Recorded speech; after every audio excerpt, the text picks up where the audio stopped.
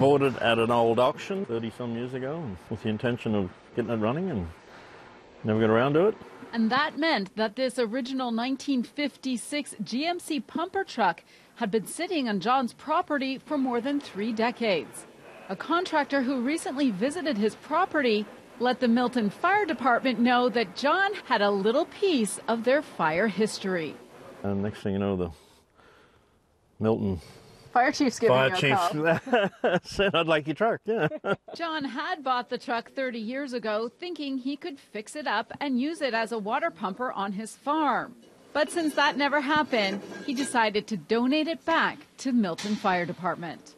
We want to get this refurbished and bring a little piece of our history back to the Campbellville area. If you look close enough, you can see the letters Jockey Club that's underneath the logo. So it was originally owned by Woodbine for the racetrack, and the Jockey Club was the original owners of the truck. That would have been back in the 50s. Yes. There's definitely some big differences between this old fire truck and the new ones, starting with the size. You can see how massive this is compared to this old one, but there's lots of technical differences as well. You can see back in the day there was only 2 people that would typically drive in the truck.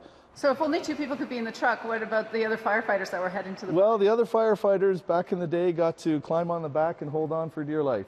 This being a rural truck has some unique hoses that we would use to draft water out of various water sources. All manual, more automated, computerized now? Now it's a lot of buttons. The computer controls how much water flows. How does it look under there? Looking good for her age. She's a lot of work ahead for you guys there. But the good bones, as they say. But before they start the work, they have to first figure out how they're going to pay for it.